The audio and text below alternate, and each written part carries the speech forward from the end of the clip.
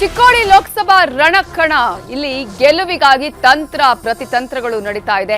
ಸಂಸತ್ ಸ್ಥಾನವನ್ನ ಉಳಿಸಿಕೊಳ್ಳುವುದಕ್ಕೆ ಅಣ್ಣಾ ಸಾಹೇಬ್ ಜೊಲ್ಲೆ ಅವರು ಅಂತೂ ಸಾಕಷ್ಟು ಪ್ರಯತ್ನಗಳನ್ನ ಮಾಡ್ತಾ ಇದ್ದಾರೆ. ಇಲ್ಲಿ ಮಗಳನ್ನ ಗೆಲ್ಲಿಸಬೇಕು ಅಂತ ಹೇಳಿ ಅಲ್ಲೂ ಕೂಡ ನಾವು ಲೆಕ್ಕಾಚಾರಗಳನ್ನ ಗಮನಿಸ್ತಾ ಇದ್ದೀವಿ. ಮಗಳನ್ನ ಗೆಲ್ಲಿಸಲೇಬೇಕು ಅಂತ ಹೇಳಿ ಪಣ ತೊಟ್ಟಿದ್ದಾರೆ ಸತೀಶ್ ಜಾರಕಿಹೊಳಿ ಅವರು. ಶತ ಪ್ರಯತ್ನವನ್ನ ಮಾಡ್ತಾ ಇದ್ದಾರೆ. ಗೆಲುವಿಗಾಗಿ ಕಾಂಗ್ರೆಸ್ ಮತ್ತು ಕಮಲ ನಾಯಕರ ನಡುವೆ ಈಗಾಗಲೇ ಸಾಕಷ್ಟು ಪ್ರಯತ್ನಗಳು ನಡೀತಾ ಇದೆ. ಹಾಗಾದ್ರೆ ಚಿಕ್ಕೋಡಿ ರಣಕಣದಲ್ಲಿ ಯಾವ ರೀತಿಯಾಗಿದೆ ಟ್ರೆಂಡ್? ಮಗಳ ಗೆಲುವಿಗೆ ಸತೀಶ್ ಜಾರಕಿಹೊಳಿ ಪ್ರಯತ್ನ, ಇನ್ನೊಂದು ಕಡೆ ಅಣ್ಣಾ ಸಾಹೇಬ್ ಜೊಲ್ಲೆಗೆ ಯಾವ ರೀತಿಯಾಗಿ ತಾನು ಮತ್ತೊಮ್ಮೆ ಗೆಲುವಿನ ಹಾದಿಯನ್ನ ಪಡೆಯಬೇಕು ಅನ್ನುವಂತಹ ಛಲ ಇದೆ. ಇವೆಲ್ಲದರ ಬಗ್ಗೆ ಮಾತನಾಡ್ತಾ ಹೋಗೋಣ. ಮಧು, ಇಲ್ಲಿ ನಾವು ಗಮನಿಸ್ತಾ ಹೋಗೋದಾದ್ರೆ ಅಣ್ಣಾ ಸಾಹೇಬ್ ಜೊಲ್ಲೆ ಅವರಿಗೆ ಮತ್ತೆ ಟಿಕೆಟ್ ಸಿಕ್ಕಿರೋದ್ರಿಂದ ಮತ್ತೆ ಕಡೆ ಈಗಾಗಲೇ ನಾವು ಗಮನಿಸಿದ್ವಿ ಏನೆಲ್ಲ ಯಾವ ರೀತಿಯ ಪ್ರಯತ್ನಗಳಾಗ್ತಾ ಇದೆ. ಸತೀಶ್ ಜಾರಕಿಹೊಳಿ ಅವರು ತನ್ನ ಮಗಳ ಗೆಲುವಿಗಾಗಿ ನಿತ್ಯ ಪ್ರಯತ್ನಗಳನ್ನ ನಿರಂತರವಾದಂತಹ ಒಂದು ಪ್ರಯತ್ನಗಳು ನಡೆಸ್ತಾ ಇರುವಂತದ್ದು.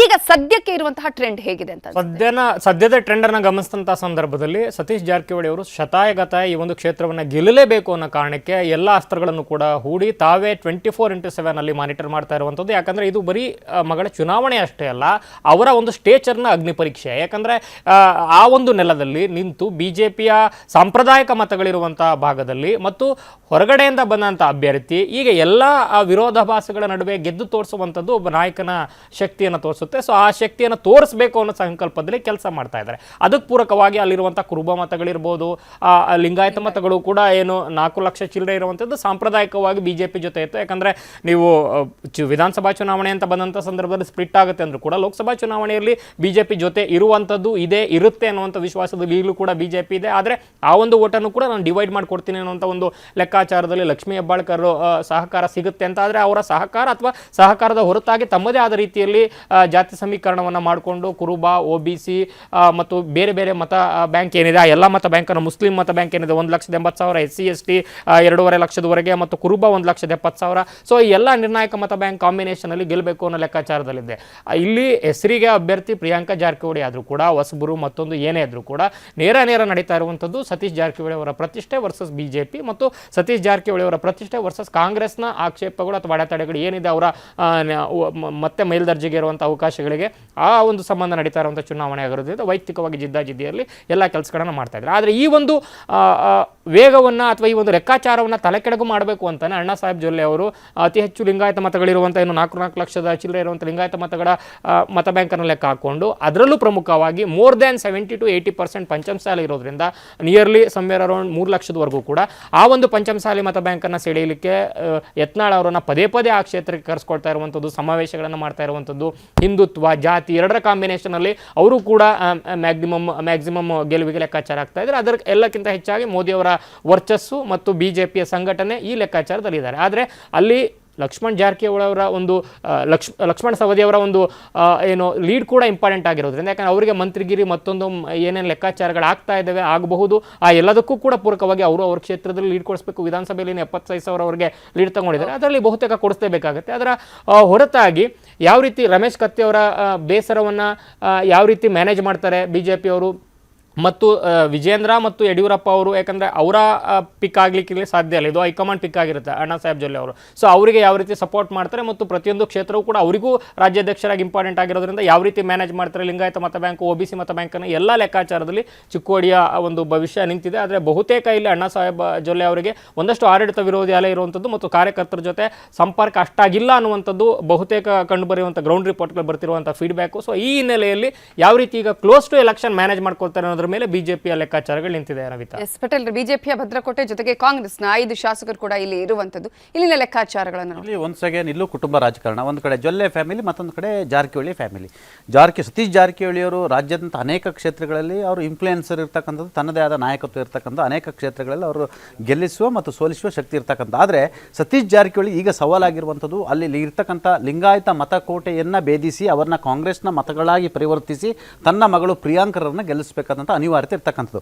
ಒಂದು ವೇಳೆ ಸತೀಶ್ ಜಾರಕಿಹೊಳಿ ಅಲ್ಲಿ ತನ್ನ ಮಗಳು ಪ್ರಿಯಾಂಕ ಅವ್ರನ್ನ ಗೆಲ್ಲಿಸಲಿ ಅಂತ ಹೇಳಿದ್ರೆ ಅವರ ರಾಜಕೀಯ ಇಮೇಜ್ಗೆ ದೊಡ್ಡ ಏಟು ಬರುತ್ತೆ. ಯಾಕಂತ ಹೇಳಿದ್ರೆ ಇಲ್ಲಿರ್ತಕ್ಕಂಥ ಅವರ ಕಾಂಗ್ರೆಸ್ ಒಳಗಿನ ರಾಜಕೀಯ ವಿರೋಧಿಗಳು ಮತ್ತು BJP ಒಳಗಿನ ರಾಜಕೀಯ ವಿರೋಧಿಗಳು ಕೊಟ್ಟ ಕುದುರೆಯನ್ನು ಏರದವನು ಸೂರನೂ ಅಲ್ಲ ಧೀರನೂ ಅಲ್ಲ ಅನ್ನೋ ಮಾತು ಉಲ್ಲೇಖ ಆಗುತ್ತೆ. ಯಾಕಂತ ಹೇಳಿದ್ರೆ ಸತೀಶ್ ಜಾರಕಿಹೊಳಿ ಅವರು ಬೇರೆ ಕಡೆ ನಾನು ಇನ್ಫ್ಲೂಯೆನ್ಸರ್ ಅಂತಾರೆ, ಆದರೆ ಸ್ವಂತ ತನ್ನ ಮಗಳನ್ನೇ ಗೆಲ್ಲಿಸ್ಕೊಳ್ಳಿಕ್ಕೆ ಆಗಲಿಲ್ಲ ಅನ್ನೋ ಒಂದು ಆರೋಪ ಕೂಡ ಬರುತ್ತೆ. ಆದರೆ ಅಲ್ಲಿ ಪರಿಸ್ಥಿತಿ ನೋಡಿದ್ರೆ ನಿಮಗೆ 8 ವಿಧಾನಸಭಾ ಕ್ಷೇತ್ರಗಳಲ್ಲಿ 5 ವಿಧಾನಸಭಾ ಕ್ಷೇತ್ರಗಳು ಕಾಂಗ್ರೆಸ್ ಪರವಾಗಿರ್ತಕ್ಕಂಥದ್ದು, ಇನ್ನು ಉಳಿದಂಥ 3 ವಿಧಾನಸಭಾ ಕ್ಷೇತ್ರಗಳು ಭಾರತೀಯ ಜನತಾ ಪಕ್ಷಕ್ಕೆ ಇರ್ತಕ್ಕಂಥದ್ದು. ಆದರೆ ಲಕ್ಷ್ಮಣ್ ಸವದಿ ಅಲ್ಲಿ ಪ್ರಮುಖವಾಗಿ ಲಿಂಗಾಯತ ಮತಗಳು 4,10,000 ಇರೋದ್ರಿಂದ ಮತ್ತು 5 ಕಾಂಗ್ರೆಸ್ನ ಶಾಸಕರುಗಳು ಯಾರಿದ್ದಾರೆ ಅವರು ಲೀಡನ್ನು ಇವ್ರಿಗೆ ಕೊಡಬೇಕಾದಂಥ ಅನಿವಾರ್ಯತೆ ಉಳಿದಿರುವಂಥದ್ದು. ಒಂದು ಕಡೆ ನಿಮಗೆ ಬೆಳಗಾವಿಯಲ್ಲಿ ಲಕ್ಷ್ಮೀ ಹೆಬ್ಬಾಳ್ಕರ್ ಪರವಾಗಿ ನಾನು ಇತರ SC ST OBC ಮತಗಳನ್ನು ನಾನು ಹಾಕ್ಸ್ತೀನಿ, ನೀವು ಇತ್ತ ಚಿಕ್ಕೋಡಿಯಲ್ಲಿ ಲಿಂಗಾಯತ ಮತಗಳನ್ನ ಹಾಕ್ಬೇಕಂತ ಇಬ್ಬರು ಕೂಡ ಮ್ಯೂಚುವಲ್ ಅಂಡರ್ಸ್ಟ್ಯಾಂಡಿಂಗ್ ಮಾಡಿ ಅವ್ರ ಮಗನಿಗೆ ಕೊಡಿಸಿದ್ರು, ಇವರು ತನ್ನ ಮಗಳಿಗೆ ಟಿಕೆಟನ್ನು ತಂದಿರುವಂಥದ್ದು. ಇನ್ನು ಲಕ್ಷ್ಮಣ್ ಸವದಿ ಕಳೆದ ಬಾರಿ 75,000 ಮತಗಳ ಲೀಡಿಂದ ಬಂದಿರತಕ್ಕಂಥದ್ದು. ಹಾಗಾಗಿ ಲಕ್ಷ್ಮಣ್ ಸವದಿ ಮುಂದಿನ ಸಂಪುಟ ಪುನರ್ರಚನೆ ಸಂದರ್ಭದಲ್ಲಿ ಅವ್ರನ್ನ ಮಂತ್ರಿ ಮಾಡ್ತೀವಿ ಅಂತೇಳಿ ಸ್ವತಃ ಮುಖ್ಯಮಂತ್ರಿ ಹೇಳಿದ್ರಿಂದ ಅವರ ಇಮೇಜನ್ನು ಬಿಲ್ಡ್ ಮಾಡಬೇಕಾಗಿದೆ. ಅವರು ಕೂಡ ಅದೇ 75,000 ಲೀಡ್ ಕೊಡ್ತಾರೆ ಅನ್ನೋದು ಕೂಡ ಇಲ್ಲಿ ಚರ್ಚೆ ಆಗ್ತಿರುವಂಥದ್ದು. ಉಳಿದಂಥ 4 ಕಾಂಗ್ರೆಸ್ನ ಶಾಸಕರು ಕೂಡ ಅನಿವಾರ್ಯವಾಗಿ ಲೀಡನ್ನು ಕೊಡಬೇಕು. ಒಂದು ವೇಳೆ ಇವರಾದರೂ ಲೀಡ್ ಕೊಡಲಿಲ್ಲ ಅಂತ ಹೇಳಿದ್ರೆ ಚಿಕ್ಕೋಡಿ ಮತ್ತು ಬೆಳಗಾವಿ ರಾಜಕಾರಣದಲ್ಲಿ ಕಾಂಗ್ರೆಸ್ ನಡುವಿನ ಮತ್ತೊಂದು ಶೀತಲ ಯುದ್ಧ ಆರಂಭ ಆಗುತ್ತೆ. ಅಲ್ಲಿ ಸತೀಶ್ ಜಾರಕಿಹೊಳಿ ಮತ್ತು ಇತರರು ಎಲ್ಲರ ನಡುವಿನ ಯುದ್ಧ ಆರಂಭ ಆಗುತ್ತೆ. ಅಲ್ಲಿ ಸ್ವತಃ ಅವರವರ ಕ್ಷೇತ್ರದಲ್ಲೇ ಅವರವರೇ ಕಲ್ಲು ಎತ್ತಾಕೊಳ್ಳುವಂಥ ಪರಿಸ್ಥಿತಿ ನಿರ್ಮಾಣ ಆಗುತ್ತೆ.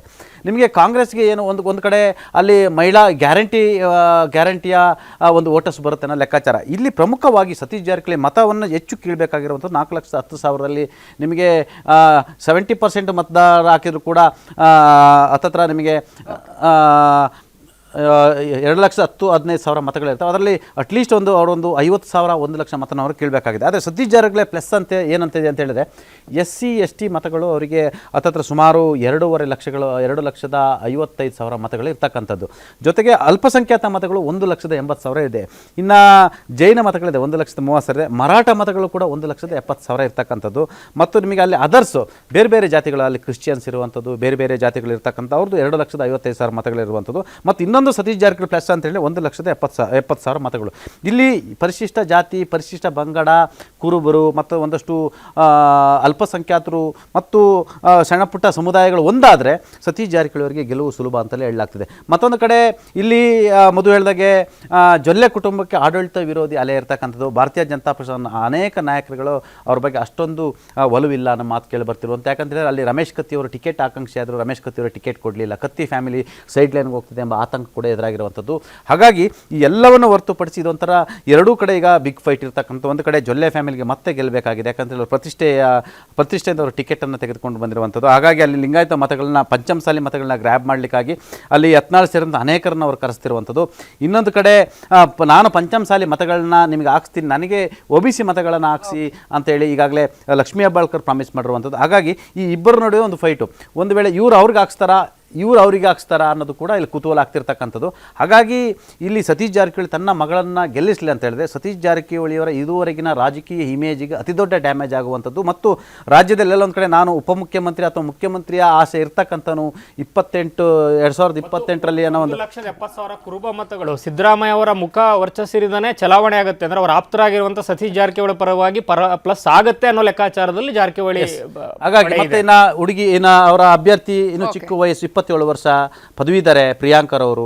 ಹಾಗಾಗಿ ಅಲ್ಲಿನ ಯೂತ್ಸ್ ಏನಾದರೂ ಮತ ಕೊಡ್ತಾರೆ. ಯಾಕಂತೇಳಿ ಇವತ್ತಿನ ಯುವಕರಿಗೆ ಯೂತ್ಸ್ ಬರಲಿ ಅಂತ ಚರ್ಚೆ ಇರ್ತಕ್ಕಂಥದ್ದು. ಪ್ರಿಯಾಂಕರ್ ಅವ್ರ ಬಗ್ಗೆ ಅವರು ತುಂಬ ಕ್ವೈಟ್ ಇದ್ದಾರೆ, ಅವ್ರಿಗೆ ಮುಂದಿನ ಭವಿಷ್ಯದ ಚರ್ಚೆ ಆಗ್ತಿರ್ತಕ್ಕಂಥದ್ದು. ಮತ್ತೊಂದು ಕಡೆ ಜೊಲ್ಲೆ ಫ್ಯಾಮಿಲಿ ಕೂಡ ಗೆಲ್ಲುವಂಥ ಅನಿವಾರ್ಯತೆ ಇರ್ತಕ್ಕಂಥದ್ದು. ಹಾಗಾಗಿ ಇದೊಂಥರ ಫ್ಯಾಮಿಲಿ ಫೈಟ್ ಅಂತ ಹೇಳ್ಬೋದು, ಪ್ರತಿಷ್ಠೆಯ ಫೈಟ್ ಅಂತ ಹೇಳ್ಬೋದು, ಮತ್ತು ಎರಡು ಕುಟುಂಬದ ನಡುವಿನ ಜಿದ್ದಾಜಿದ್ದಿ ಅಂತ ಹೇಳಿದ್ರು ತಪ್ಪಾಗಲಾರದು. ನೋಡೋಣ ಮತದಾರರು ಯಾರನ್ನ ಆಯ್ಕೆ ಮಾಡ್ತಾರೆ ಅನ್ನೋದು. ಥ್ಯಾಂಕ್ ಯು ಸೋ ಮಚ್ ಇಬ್ಬರಿಗೂ ಕೂಡ ಚುನಾವಣಾ ಚಿತ್ರರಂಗದಲ್ಲಿ ಪಾಲ್ಗೊಂಡಿದ್ದಕ್ಕಾಗಿ. ಕನ್ನಡಿಗರ ನೆಚ್ಚಿನ ನ್ಯೂಸ್ 18 ಕನ್ನಡ ಈಗ ವಾಟ್ಸ್ಆಪ್ನಲ್ಲೂ ಲಭ್ಯ. ಕರ್ನಾಟಕ, ದೇಶ ವಿದೇಶಗಳ 360 ಡಿಗ್ರಿ ಸುದ್ದಿಯ ವಿವರಗಳನ್ನ ನಿಮ್ಮ ಕೈ ಬೆರಳುಗಳಲ್ಲೇ ಪಡಿಲಿಕ್ಕೆ ಈ QR ಕೋಡ್ ಅನ್ನ ಸ್ಕ್ಯಾನ್ ಮಾಡಿ ನಮ್ಮ ಚಾನಲ್ ಫಾಲೋ ಮಾಡಿ, ನೋಟಿಫಿಕೇಶನ್ ಆನ್ ಮಾಡಿ.